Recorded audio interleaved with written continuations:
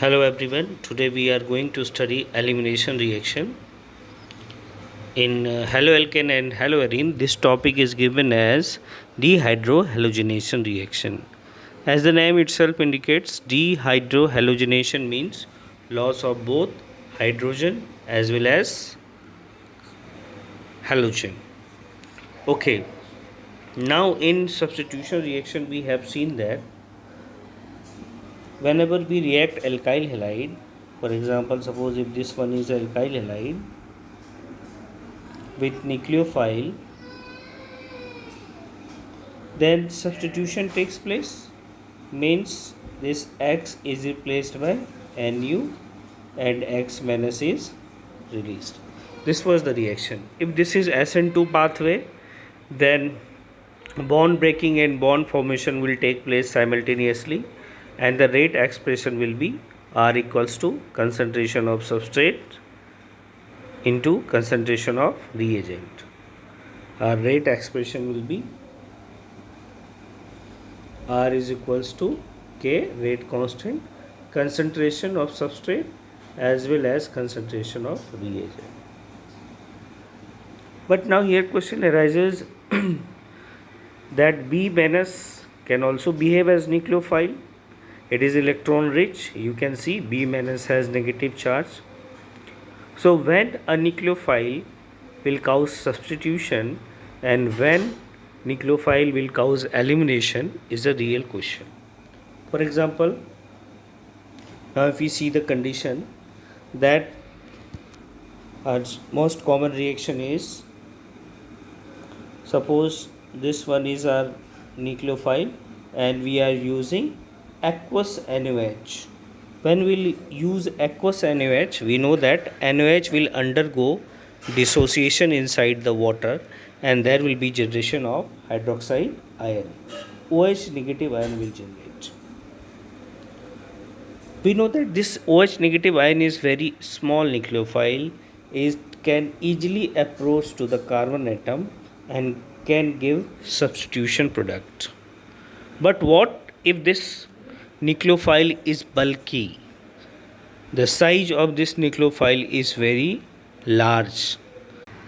If our base is bulky, in that case, that base or nucleophile will not be able to approach the nucleophilic center. Whenever they will try to approach the nucleophilic center, they will not be able to approach the nucleophilic center, and instead of substitution, they will remove acidic hydrogen. So this is the whole concept of this elimination or dehydrohalogenation reaction. For example, when we dissolve ethanol, we are taking ethanol C2H5OH, and in this ethanol we are dissolving sodium hydroxide NaOH. So what will happen? Because of this reaction, we know that ethanol is acidic in nature. There will be formation of C2H5ONa. What is the name of this compound? This is sodium and this whole part is ethoxide. So there will be formation of sodium ethoxide. This sodium ethoxide is very strong base as well as bulky base. So instead of substitution, it will eliminate beta hydrogen and there will be formation of alkene. So now if we discuss, synthesis of an alkene by dehydrohalogenation is almost always better achieved by an E2 reaction. E2 reaction means there will be involvement of both, that is substrate as well as reagent. A secondary or tertiary alkyl halide is used if possible in order to bring about an E2 reaction. Why secondary and tertiary? Because primary may give substitution product, but if there is already crowding at nucleophilic center, then our yield will be very high. A high concentration of strong, relatively non-polarizable base such as alkoxide ion is used to avoid even reaction. There should be high concentration of very strong base, and that base should be non-polarizable.